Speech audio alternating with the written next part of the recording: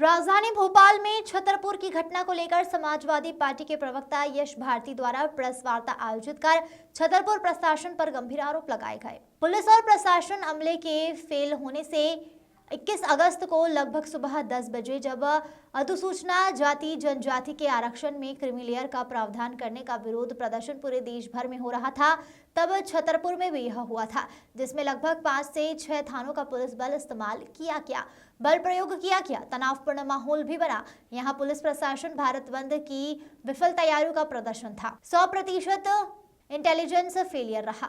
दोषियों पर कार्रवाई की मांग की गई। एमजी सरवर की रिपोर्ट। ये वो गाड़ियां हैं, ये पुलिस थाने में कोतवाली में जो घटना स्थल हुआ वो है।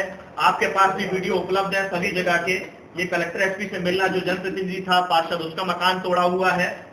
मैं आम लोगों से मिला, उसके भी फोटो हैं इसमें। हमारा सवाल वही है कि सबसे पहले जो बात थी, पूरा जो घटनाक्रम हुआ, पुलिस को ट्रेनिंग दी जाती है, प्रशासनिक अधिकारियों को ट्रेनिंग दी जाती है, कितना भी तनावपूर्ण माहौल हो उसको नियंत्रित करना, ना कि तनावपूर्ण माहौल को और तनावपूर्ण बनाना, समाज में भेदभाव करना और समाज को अनियंत्रित होने देना। जो काम छतरपुर में हुआ है, आखिर एफआईआर क्यों नहीं हुई? सबसे बड़ा सवाल यही है कि हम ये जानना चाहते हैं कि जिस काम के लिए मुस्लिम समाज इकट्ठा हुआ था वो एफआईआर करने में नियम अनुसार पुलिस को क्या दिक्कत थी? भाई साहब, इसके आगे अब आप लोग क्या करने जा रहे हैं? मैं उसी बात पे आ रहा हूँ। दूसरा, ये जो फेलियर हुआ है, जो इंटेलिजेंस फेलियर हुआ है, उस पर पुलिस अब क्या कार्रवाई करने जा रही है, ये हम जानना चाहते हैं। जिन निर्दोष लोगों को जबरदस्ती फंसाया जा रहा है उनके बारे में हम जानना चाहते हैं कि उनको, जो लोग फंसा रहे हैं उनके ऊपर कार्रवाई क्या करेंगे। ये जो नाम लिखाए गए हैं एफआईआर में, ये नाम कहां से आए, किसके कहने पर पुलिस ने ये एफआईआर में नाम जोड़े हैं? जो लोग दुनिया में नहीं है उनके नाम हैं, जो लोग सीसीटीवी कैमरे में कहीं और मौजूद थे, तो ये नाम सुनियोजित तरीके से कौन लिखवा रहा है, उस पर कार्रवाई होने की आवश्यकता है। और ये जो तनावपूर्ण माहौल बना है इसको नियंत्रित करने की आवश्यकता है। समाज में जो खाई बन चुकी है, जो अल्पसंख्यक और बहुसंख्यक के बीच में भेद बनाने का काम छतरपुर के अंदर हुआ है और छतरपुर के माध्यम से प्रदेश और देश में करने का काम किया है। मध्य प्रदेश जो शांति का टापू माना जाता है उसको बदनाम करने का काम जो सरकार ने किया है उसको नियंत्रित करने की आवश्यकता है। हम सरकार से अपील करते हैं कि इस तरीके का माहौल ना करें जो लगातार देखने को मिला है, चाहे वो खरगोन हो, खंडवा हो, इंदौर हो, भोपाल में भी हो और अब ये छतरपुर में है। भोपाल की घटना को मैं जोड़ते हुए अभी 33 लोगों को तड़ीपार करने की बात भोपाल पुलिस ने की है। 33 में सारे अल्पसंख्यक के लोग हैं।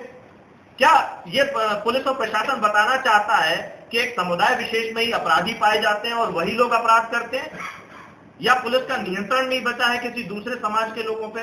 तो ये जो समाज में संदेश देने का काम पुलिस और प्रशासन कर रही है पूरे प्रदेश भर में, ये बहुत ही दुखद है, निंदनीय है। इस पर सख्त से सख्त कार्रवाई होनी चाहिए।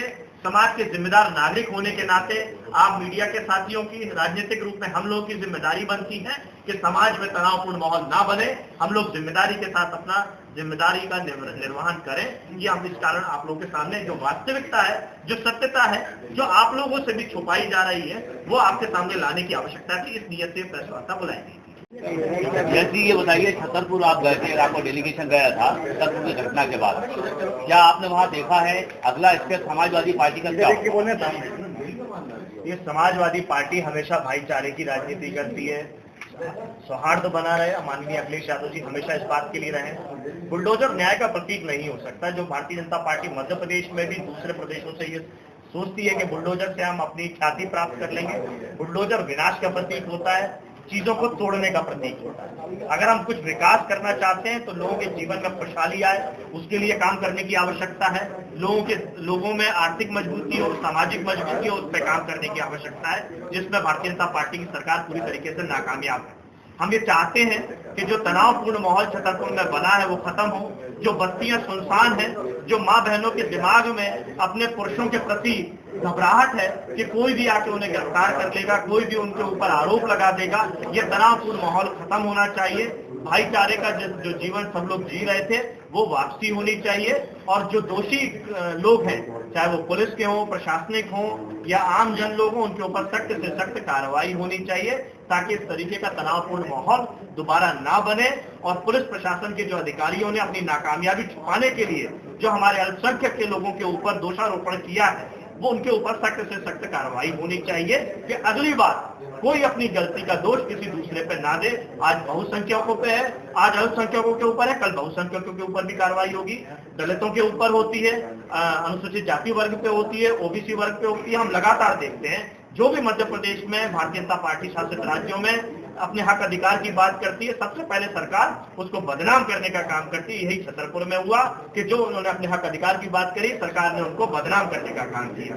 हम फिर वही सवाल करते हैं, एफआईआर आखिर दर्ज क्यों नहीं हुई?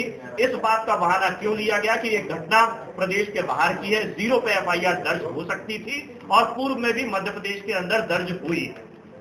अगला स्टेप तो जो पीड़ित हैं उनको न्याय दिलाने के लिए और जो उनकी जायज मांग है उस जायज मांगों को आगे बढ़ाने के लिए हम काम करेंगे और जो ये बुलडोजर संस्कृति है इसको खत्म करने का, इसको रोकने के लिए हम लोग कार्रवाई का काम करेंगे।